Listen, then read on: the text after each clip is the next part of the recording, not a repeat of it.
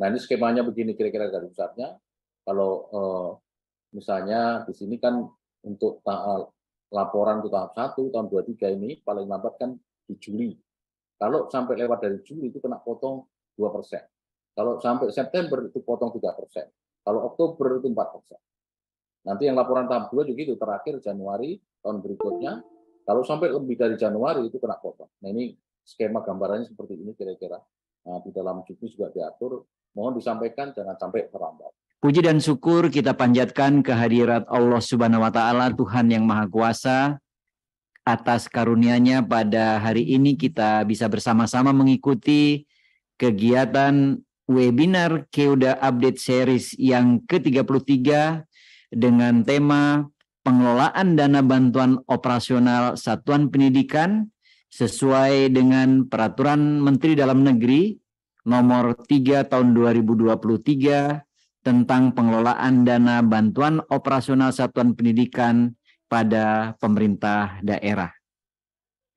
Bapak Ibu, dalam rangka mendukung pelaksanaan program pemerintah guna meningkatkan mutu pembelajaran dan pemerataan akses layanan pendidikan yang bersumber dari dana transfer ke daerah melalui dana BOSP, Menteri Dalam Negeri telah menetapkan Peraturan Menteri Dalam Negeri nomor 3 tahun 2023 tentang pengelolaan dana bantuan operasional satuan pendidikan pada pemerintah daerah. Bapak Ibu yang kami hormati, di dalam pengaturan dana BOSP ini merupakan bagian dari dana alokasi khusus sebagaimana diatur di dalam Undang-Undang nomor 1 tahun 2022 tentang hubungan keuangan antara pemerintah pusat dan pemerintah daerah.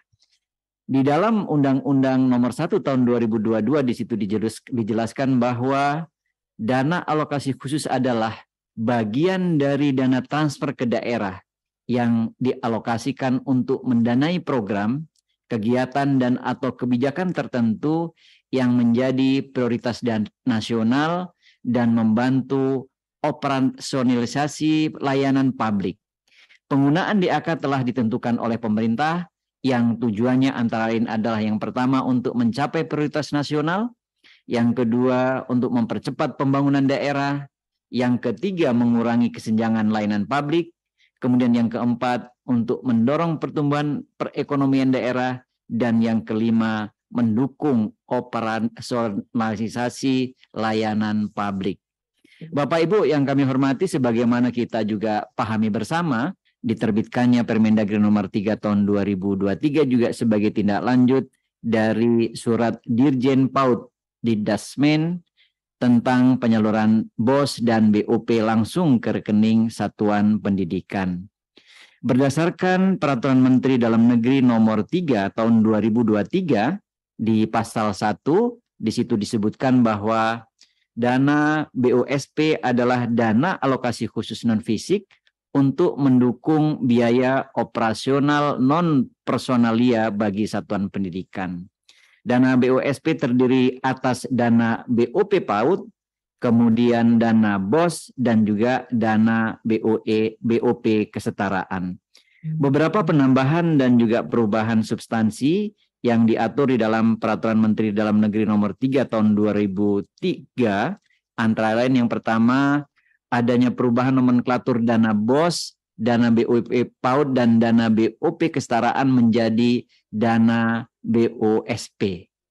Yang kedua, ada penguatan peran pejabat pengelola dana BOSP yang terdiri dari pejabat pengelola keuangan daerah atau PPKD, kemudian ada terkait dengan pengguna anggaran atau PA, pejabat penatausahaan keuangan atau PPK, satuan kerja perangkat daerah, kemudian ada bendahara pengeluaran SKPD, ada penanggung jawab, ada bendahara dana BOSP atau bendahara khusus. Kemudian di dalam Permendagri juga diatur kualifikasi bendahara khusus, yaitu yang pertama, bendahara berasal dari tenaga kependidikan non-guru yang berasal dari pegawai aparatur sipil negara. Ini ketentuan yang pertama terkait dengan kualifikasi bendahara khusus. Yang kedua, dalam hal tenaga kependidikan non-guru tidak tersedia, maka bendahara ditunjuk dari tenaga kependidikan guru yang berasal dari pegawai ASN. Kemudian ketentuan yang ketiga, bendahara ditetapkan oleh kepala daerah sesuai dengan kewenangannya atas usul kepala SKPD melalui PPKD selaku BUD. Dan yang keempat, dalam hal tidak terdapat ketiganya tadi, maka gubernur atau bupati wali kota sesuai dengan kewenangan yang dimilikinya, kemudian menugaskan kepada kepala satuan pendidikan negeri merangkap sebagai bendahara. Pengaturan yang berikutnya adalah terkait dengan pembukaan rekening dana BOSP ini dilakukan oleh pemerintah daerah melalui Kepala Satuan Kerja Pengelola Keuangan Daerah selaku PPKAD berkoordinasi dengan Kepala SKPD. Kemudian ada juga pengaturan terkait dengan pengelolaan dana BOSP untuk Satdik negeri dan Satdik swasta diuraikan dalam beberapa tahap.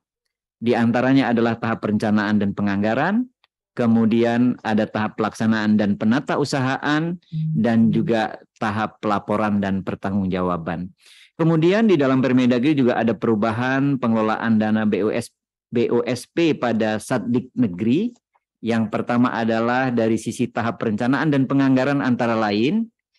Yang pertama, penganggaran pendapatan dana BOSP diuraikan dalam akun pendapatan.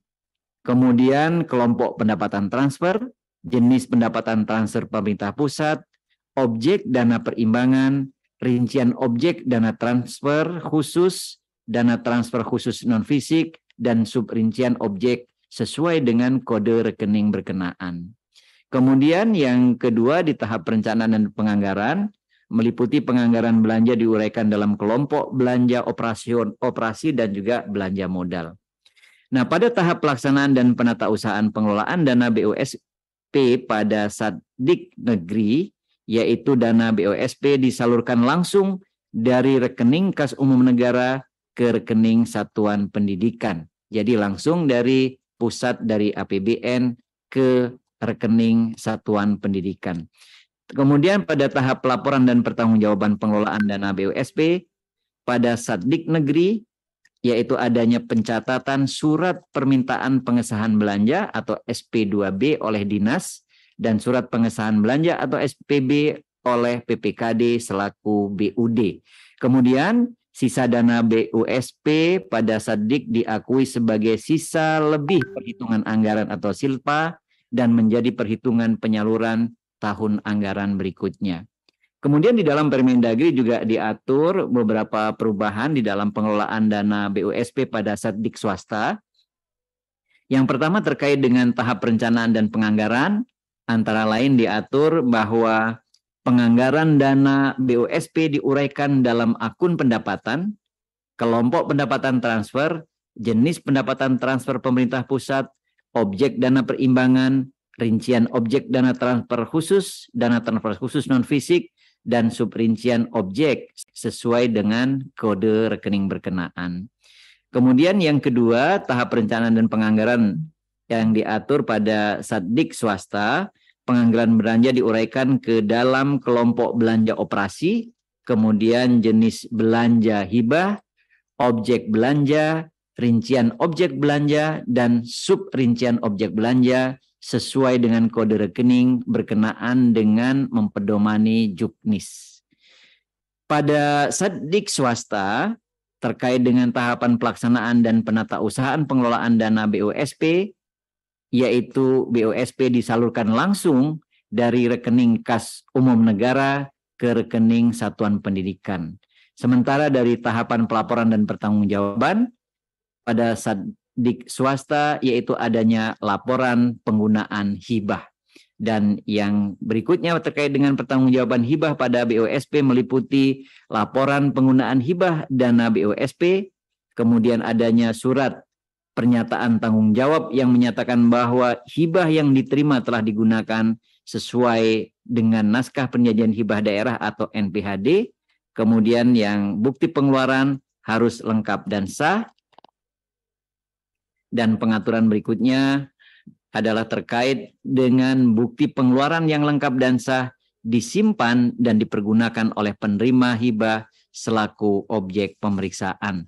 Ini terkait dengan satuan pendidikan swasta. Kemudian di yang lain pengaturan di dalam Permendagri juga diatur sistem informasi pengelolaan dana BUSP merupakan sistem yang terintegrasi antara aplikasi rencana kegiatan dan rencana sekolah atau RARKAS pada Satdik, kemudian manajemen aplikasi rencana kegiatan dan anggota sekolah atau markas pada SKPD pendidikan, terintegrasi dengan sistem informasi pemerintahan daerah. Bapak Ibu yang kami hormati, pemerintah daerah juga dapat menganggarkan pendanaan BOS, BOP PAUD, dan BOP kesetaraan di luar DAK yang diantaranya ditujukan dalam rangka penambahan cakupan, juga penambahan volume subkegiatan dan atau kegiatan lainnya yang tidak menjadi cakupan oleh DAK. Yang selanjutnya pengaturan terhadap pendanaan di luar DAK inilah yang kemudian ditetapkan di dalam Perkada. Bapak Ibu yang kami hormati, penjelasan kami terkait dengan Permendagri nomor 3 tahun 2023 ini mudah-mudahan bisa menjadi wacana awal di dalam memahami bagaimana pengelolaan dana bantuan operasional satuan pendidikan pada pemerintah daerah yang terbaru. Mengenai pelaporan dana BOS. Jadi selain menjadi syarat penyaluran, mulai tahun 2023 akan diberlakukan skema pemotongan. Ini juga nanti perlu diperhatikan. Penyaluran bagi satuan pendidikan yang terlambat menyampaikan. Nah, biar tidak dipotong, jangan ada yang terlambat, karena ada ketentuan. Nah, ini yang menurut saya juga perlu diingatkan kepada satuan pendidikan mulai tahun 2023 bahwa pelaporan dana BOS selain menjadi syarat penyaluran akan diberlakukan skema pemotongan. Oke, jadi saya mengingatkan sekali lagi di dalam juknis juga sudah diatur bagaimana agar pelaporan ini tidak terlambat sehingga tidak dipotong gitu ya, karena mulai ini sudah ada dengan Kementerian Keuangan, jadi jangan sampai terlambat. Ini tadi ada nanti detailnya ada dibaca sendiri di dalam juknisnya. Nah, ini skemanya begini kira-kira garis besarnya. Kalau misalnya di sini kan untuk laporan untuk tahap 1 tahun 23 ini paling lambat kan di Juli. Kalau sampai lewat dari Juli itu kena potong 2%. Kalau sampai September itu potong 3%. Kalau Oktober itu 4%. Nanti yang laporan tahap 2 juga itu terakhir Januari tahun berikutnya. Kalau sampai lebih dari Januari itu kena potong. Nah, ini skema gambarannya seperti ini kira-kira. Nah, di dalam juknis juga diatur. Mohon disampaikan jangan sampai terlambat. Ini masih banyak tantangan dalam mengelola dana BOS ini. Tadi pertama terkait pelaporan masih banyak yang terlambat. Bahkan tadi ada yang sisa gitu ya, yang dipotong, itu menjadi masalah ya. Kemudian retur juga masih ada, walaupun masih kecil, walaupun sudah sudah ada penetapan rekening sekolah dari Pemda, tapi masih ada juga ya.